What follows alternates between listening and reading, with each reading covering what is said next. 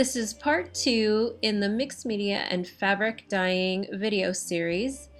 I share more techniques on how to mix the tulip tie-dye kit colors to create beautiful and colorful fabrics. Okay, I folded this one kind of like a fan back and forth, and then I'm just rolling it.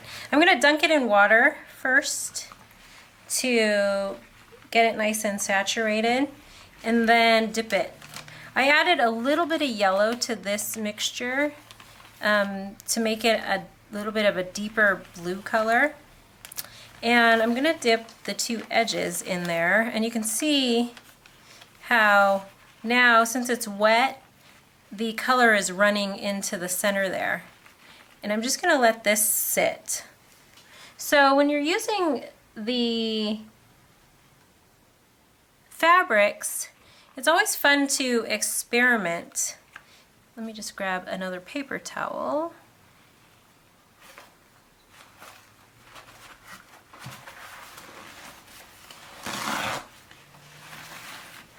So this is a mixture of the fuchsia and the turquoise and a little bit of yellow. So you can see how that changed the color there. And I'm just going to kind of smash it into the paper towel, and then I'm going to throw this in the plastic bag. So with these next few, I'm dipping into a little bit of water. So you can see it's like getting a little messy there because I have dye on my glove. And then I'm going to throw this into the mixture. I think I might lose my design because I drew on that one. Let's see. I'm going to put it back in this bag. There's a little bit of this green left. I got like a army green color, which is kind of pretty. So you can see there's my face that I drew on there. Wrap this with another piece of fabric just to take that excess out.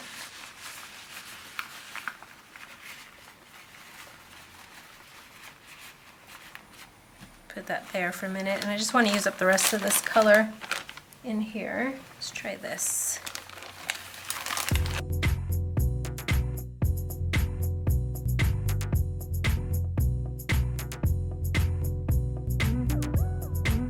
Here is the gessoed fabric. I'm going to throw this in this blue color, maybe with a little piece of some white on white fabric. And now you can see what happens with these fabrics. I love the white on white. Look at that. Oh, that's awesome. So see, the white resists, but you get a little bit of that dye color in there. I'm going to take a paper towel just so I can get some of that excess dye off of the fabric.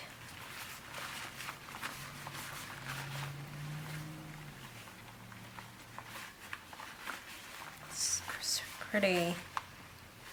See the back side? So you could actually use either side of this. I love it.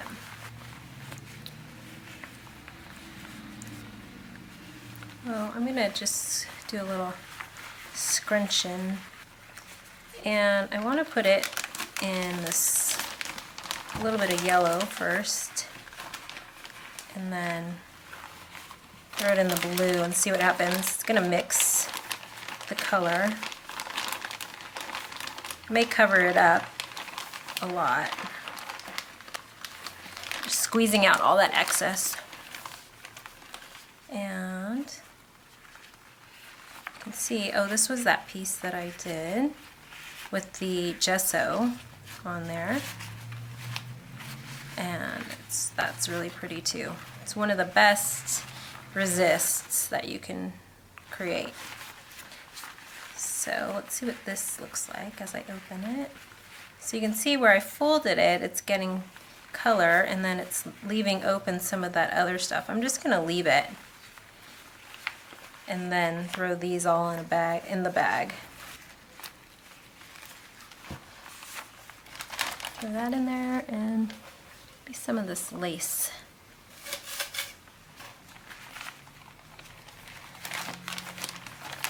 Finish up the rest of that dye. You can see there's the blue. It's a little lighter now.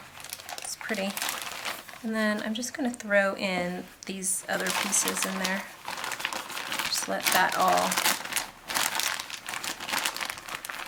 get the air out. Let that sit to dry. Okay, I have one last piece. I took a piece of fabric and wrapped it. So what I did was just folded it back and forth. This actually has a little bit of stitching in it. And then I just twisted it and took a piece of fiber and wrapped it around. So this will help create a little resist, and then dye the fiber too. So I threw one in there without any water, and then one I'll do with water. Just tuck that in, dip it in water. I'm gonna put my glove back on, and then I'll throw that in the mixture too. I'm gonna do one in this color, and then I'm gonna change the color after I finish with this.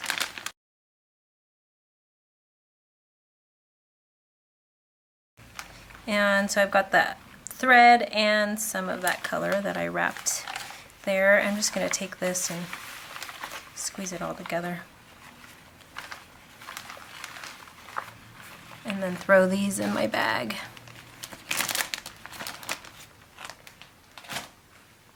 Now I want to change this to a little bit of darker blue again, since I ran out of the other one.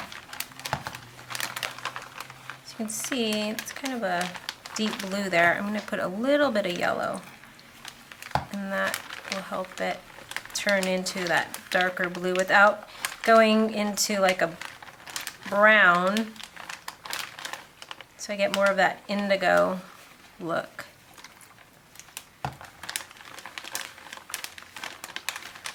And let me test that. Let's see what that does.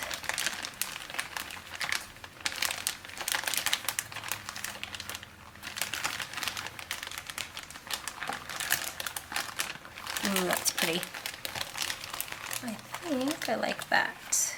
That's nice. So I'm going to throw this piece that I did wrapped up in there, and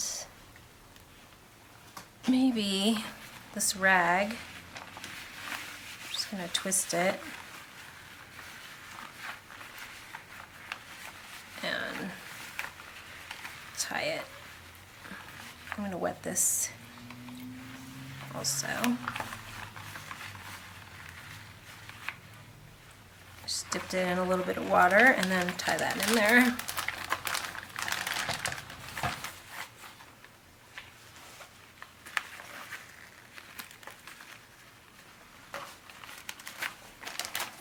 Fiber in there, and I think I'll use my Collage Podge piece. So this is the one with Collage Podge. I'm going to throw that in there. And get the dye to saturate everything in there. So you can see this is that one piece in there. When I undo it, there'll be some white areas. There's a little bit of thread. Here's the Collage Podge piece. Ooh, look at that. So this is the Collage Podge, acts as a really nice resist. It's awesome. And I'm going to actually pick up the excess dye in another piece of fabric and just throw that in there.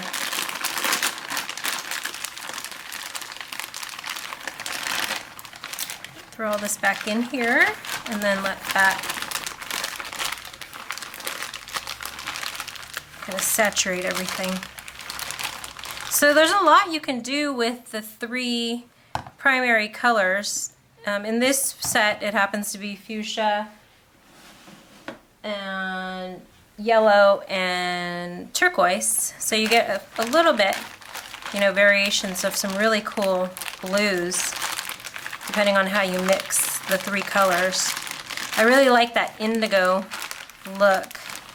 Before I do that, let me take this out of here, and then I'm going to redo some color to make that kind of dark green. So I need a little yellow. And blue. Let's see what that gets us. It's a little bright green.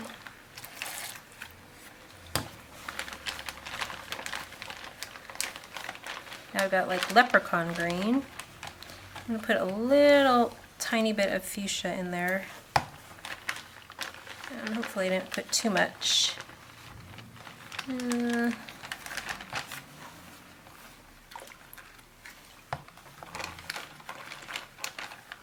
I want that like army green kind of color.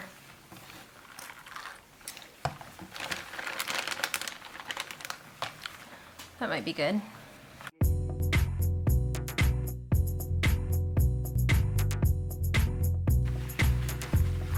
And I'm going to take it and just wrap rubber band around it. So it's very freeform what I do. I don't really like to plan, I just kind of experiment.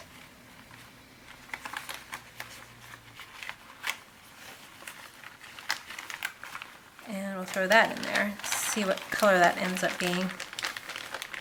So it's a little bright still. I'll throw a little bit more blue in there.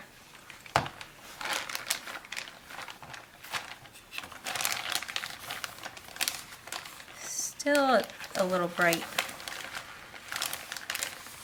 but it's not bad. I can actually go in and kind of spot dye some of the areas with color too, to make some of the fabric darker in some areas. So you can see where it's going to be resisted in those crevices. I could throw the blue in there and change that inside color. I really want that kind of army green color. There, I think that's a little closer. So I threw a bunch of fabric in here, and one of the pieces had tulip dimensional paint, and you can see how vibrant it came out after I overdyed it with this indigo color that I made. And then here's another piece that was painted first, and then you can see some of that metallic and glitter paint through there. So I'm going to leave that. And this one, I think it was just a plain piece of fabric.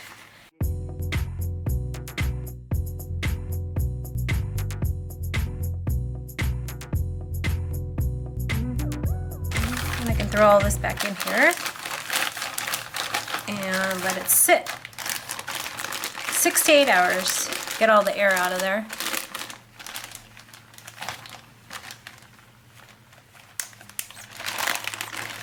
Make a new bag.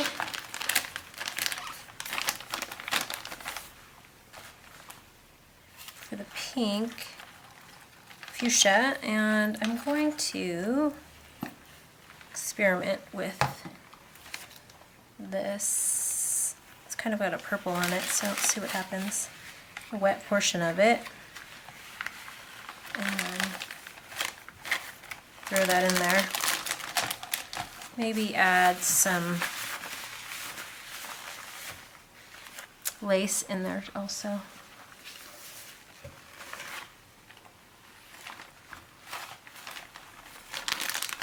And I think I'll overdye this piece with that fuchsia and see. It's going to turn some of those red, pink areas a little more, a little brighter, and then it'll mix with those other colors. So we'll see what happens. Let's see what it did. Ooh, that's pretty. So that's that piece of muslin. This, you can see, ooh, it's nice and bright. Kind of covered everything else that was on there, but it really kept those dark turquoise.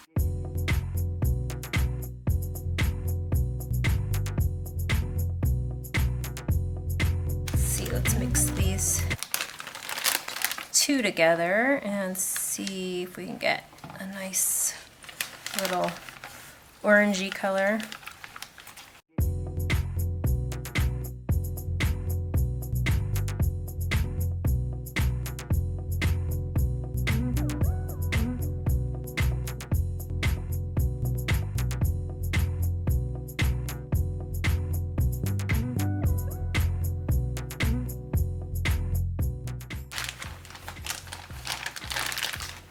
If I want it to be a little brighter, I can throw in more yellow on some of it, and then it kind of mixes, blends the colors.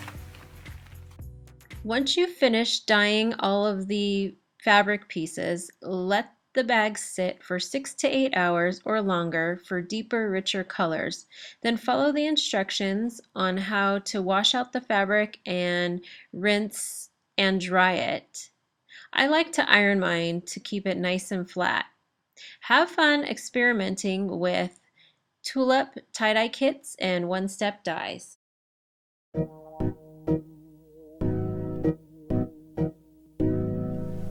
Okay, so I thought I would share all of the bits and pieces that I dyed with the 3 bottles of the tulip one-step tie-dye kit. I used 3 of the bottles, fuchsia, turquoise, and yellow, and I created custom mixed colors. And so this top layer of paper, these are all of the dyed paper towels that I created, and you'll notice they're all really interesting mixtures of color.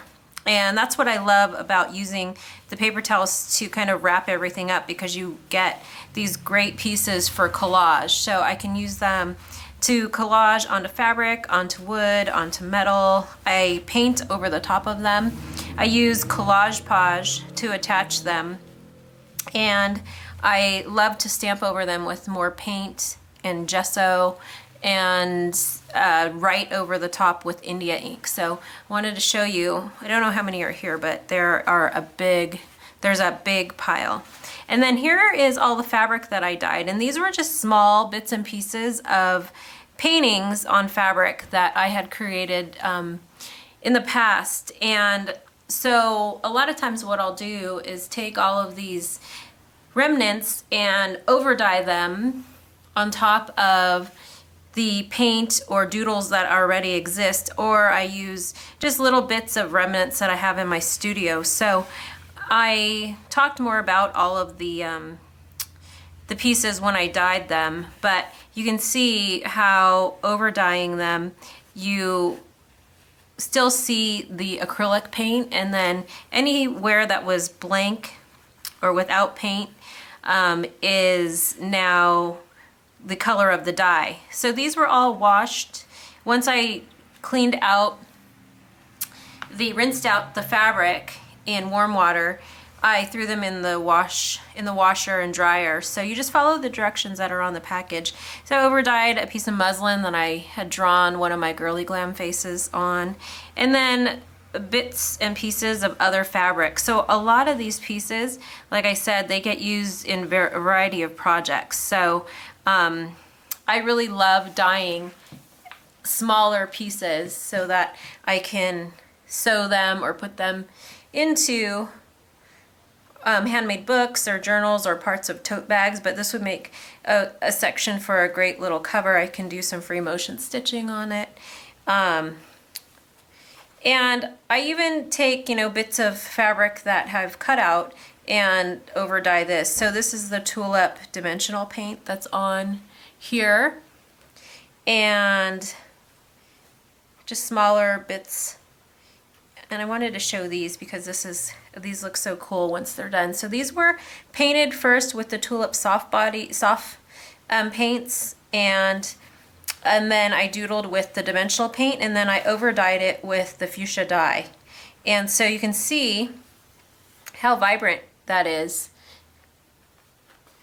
And this is over the dimensional paint, white dimensional paint, and some of the areas are left white, and that's kind of, I did that on purpose. I like having the variety of color and not having, you know, each piece completely dyed one color. This was a piece of drill cloth that I had sprayed, used the Tulip fabric sprays and some of the soft paint, and then over dyed that with the fuchsia. So you can really see, it gives like almost like a denim texture. But I love using this heavier fabric for the outside of journals also. So you can see these would make great little pieces. You can embellish them more, you can paint over the top. So many possibilities. And just more pieces that were over dyed. This is all of these dark colors are the dimensional, Tulip dimensional paint. So before I dyed the pieces, I drew on and did monoprints with transparencies and drew right onto the surface. And so now what you're seeing is the piece of fabric that has the dye over the top. So I got a lot of little pieces completed just with those 3 bottles of dye, and I used all of it.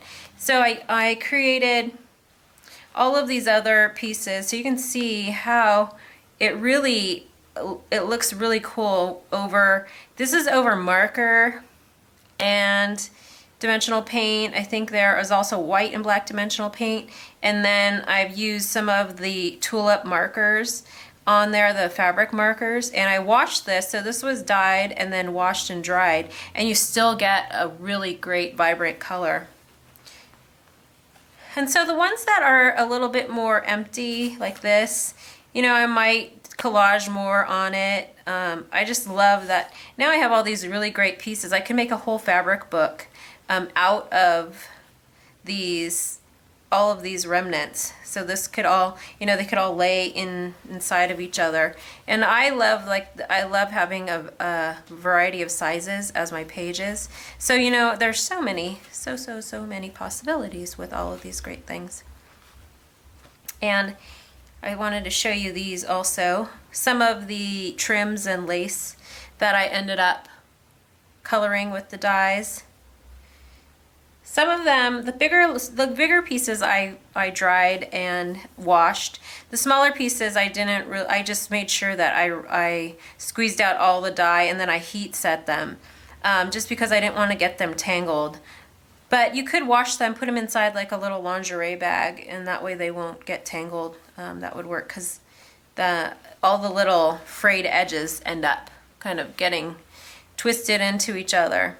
So this piece, I actually added gesso over the top after I dyed it, and you can see those little squares or circles there. It's just a lighter shade of the purple.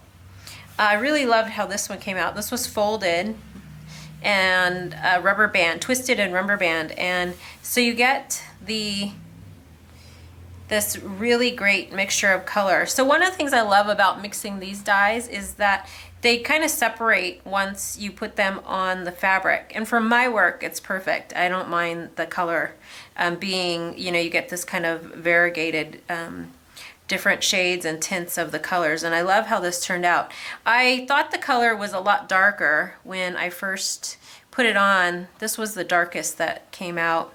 So you can see how light some of the other blues that I mixed, I thought they were really dark. But that's kind of the fun of a project like this. It's kind of a surprise once you do all of this. It takes a little bit of time. You know, it took me probably a few hours to dye the fabric, and then I let it sit overnight, and then washed it out, rinsed it in the morning for another hour or so, and then washed it in the dryer, and washed it in the washer and then put it in the dryer. So, you know, you have to give yourself a full day, definitely. This one The collage podge disappeared. You can still kind of see it where some of the dye picked up. It's easier to see in person, but you can still see some of those doodles that I created. It looked really cool before I washed it, and the color was a lot more saturated and darker. So just different things. This was one of those handkerchiefs. And then cheesecloth. This was cheesecloth that I dyed a couple different colors.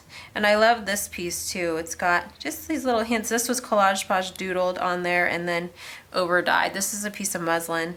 And this is a piece of Osnaburg fabric. And you can see how bright the dimensional paint is underneath this dye. This is the Tulip dimensional paint slick, and the black and one of the neon colors. So I just wanted to give you kind of a quick peek at all of these great pieces. So now I've got a great stash to use in all of my work. Oh, and this last piece is actually a rag from the hardware store. These are rags you can buy in a big bunch for cleaning, for like car wash or for painting. But I use them to clean up my studio, but this was a plain one that I dyed, and I really love the texture of it and how it came out. So there's lots and lots of possibilities with all of these great pieces. Have fun playing and experimenting with the Tulip tie-dye kits to create colorful mixed media fabrics. Stay tuned. In the last part of the video series, I'll share ideas for storing your fabrics and displaying them, and creating color palettes and ideas on how to transform these colorful fabrics into art quilts and journal covers, along with a simple DIY sketchbook planner.